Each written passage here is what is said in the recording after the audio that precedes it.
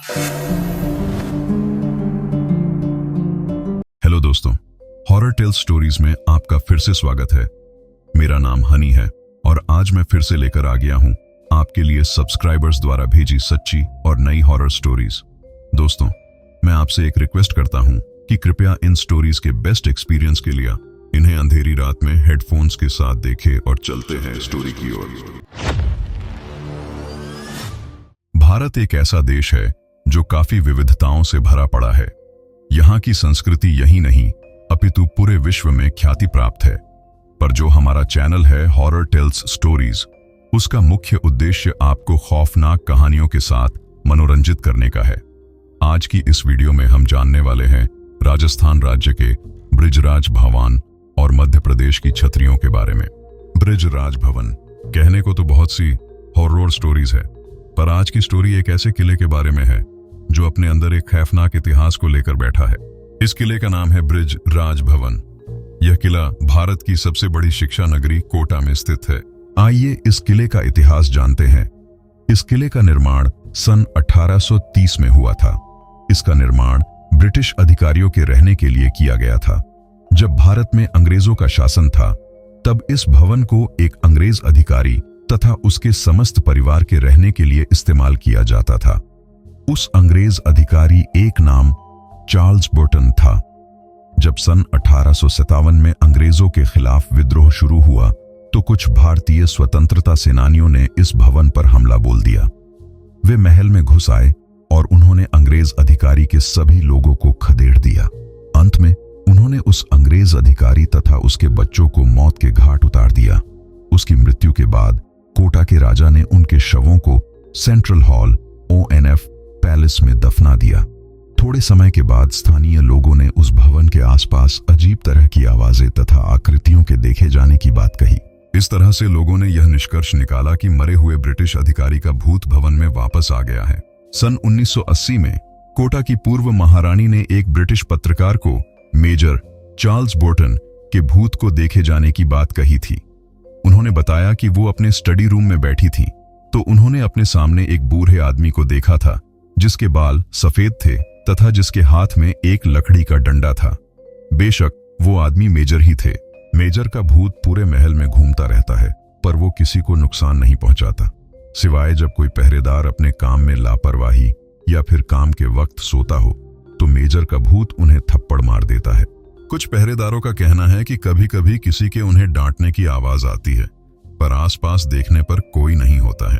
कुछ लोगों का कहना है कि जब वे भवन के कुछ विशेष भागों जैसे सेंट्रल हॉल में जाते हैं, तो उन्हें अपने आसपास किसी के होने का एहसास होता है। रात में लोगों को अपने अपने कमरों में रहने की सलाह दी जाती है और उन्हें गार्डन तथा छत से दूर रहने की चेतावनी दी जाती है, ताकि मेजर का भूत उन्हें कोई नुकसान न पहुंचा सके। दोस्तों, आप में से कौन कौन ब्रिज भवन में जा चुका है या जाने वाला है? कमेंट कर बताए। और कौन कौन कोटा में रहता है यह भी बताए। बारात कहाँ गई? Lost wedding procession. दोस्तों, आज जो किस्सा मैं आपको बताने जा रहा हूं वह कोई कहानी नहीं है, बल्कि यह हमारे यहाँ की एक अर्बन स्टोरी है।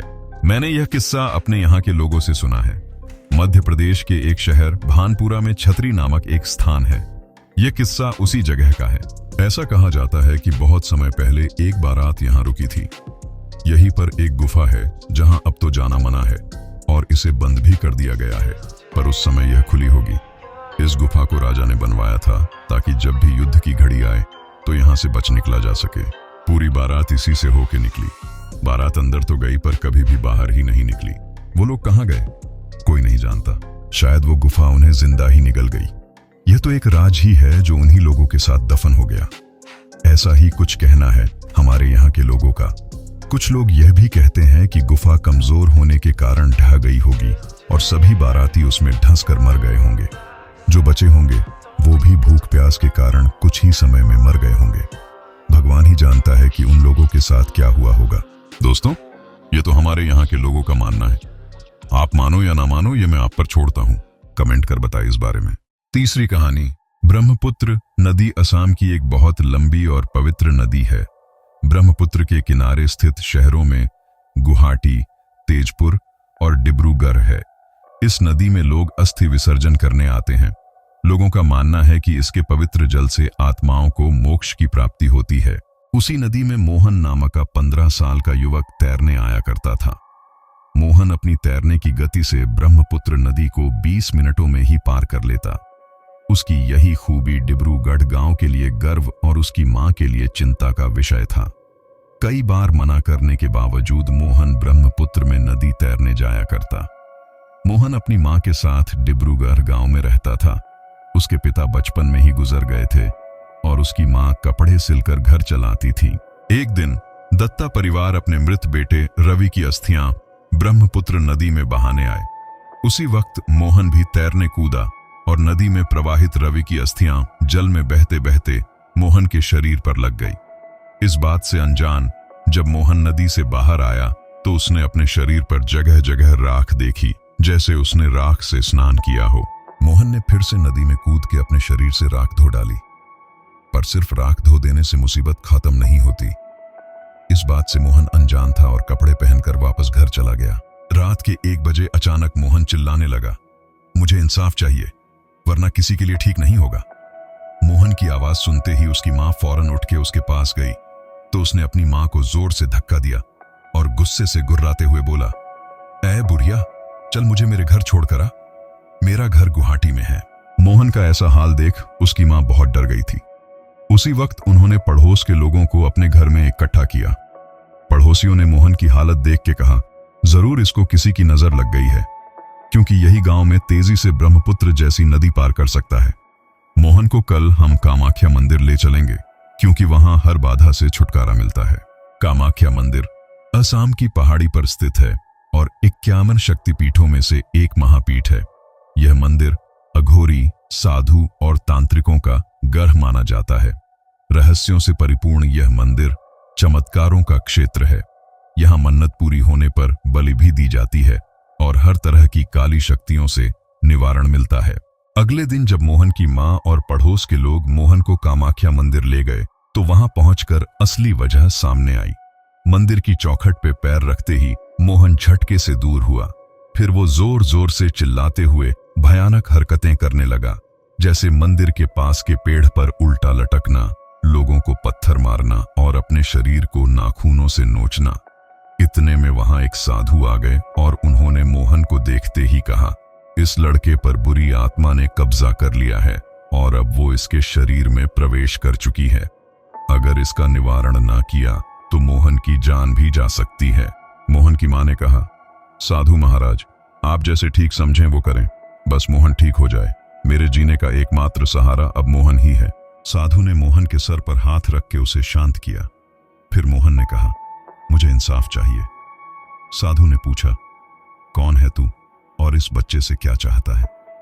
मोहन ने जवाब दिया, मैं रवि हूं। उस दिन जब मेरा परिवार मेरी अस्थियां बहाने ब्रह्मपुत्र नदी में आया तो उसी नदी में मोहन तैर रहा था। मैंने उसी वक्त इसके शरीर में प्रवेश कर लिया, क्योंकि यही लड़का मुझे इंसाफ दिला सकता था। साधु ने अपने मंत्र शक्तियों से रवि की आत्मा को मोहन से अलग किया और रवि की आत्मा पर गंगा जल छिड़का। रवि की आत्मा गायब हो गई और मोहन यह सब देख वहीं बेहोश हो गया। साधु ने अपनी सिद्धियों से इस घटना का पता लगाया और मोहन की मां से कहा, जब किसी की अस्थि विसर्जन हो रही हो तो राख में आत्मा का वास होता है। मोहन से यही गलती हुई। जब रवि का अस्थि विसर्जन हो रही थी तब मोहन उसी वक्त ब्रह्मपुत्र नदी में तैर रहा था और रवि की राख मोहन के शरीर पर लग गई और इस तरह रवि को मोहन के शरीर में प्रवेश करने मिल गया। यह सुनकर वहां मौजूद सब लोग हैरान हो गए और मोहन की मां ने मोहन को कामाख्या देवी का आशीर्वाद दिलाया। असम के भूतिया रहस्यों से शायद लोग अनजान हों, पर कामाख्या देवी मंदिर के रहस्य जानने में आज भी लोग नाकाम हैं। वैज्ञानिक भी इस मंदिर के रहस्यों का पता नहीं लगा पाए। हम इंसान यह भूल जाते हैं कि कुदरत के कई ऐसे रहस्य हैं जिन्हें जानने की कोशिश हमें नहीं करनी चाहिए। कई बार रहस्यों के खुलने में बहुत भारी कीमत चुकानी पड़ती है और अनजाने में हम दैविक शक्तियों को चुनौती दे बैठते हैं। तो दोस्तों, आपको मेरी यह वीडियो कैसी लगी आप हमें कमेंट करके जरूर बताएं। और अगर आपको भी अपना कोई एक्सपीरियंस हमारे साथ शेयर करना हो तो डिस्क्रिप्शन में दिए गए हमारे व्हाट्सएप नंबर या हमारे Instagram account horror tales stories पर भेज सकते हैं। और हाँ दोस्तों, हमारी वीडियो को लाइक शेयर करें जिससे हमें मोटिवेशन मिलती है। और ऐसी और कहानियों के लिए हमारा चैनल हॉरर टेल्स स्टोरीज को सब्सक्राइब करें। धन्यवाद।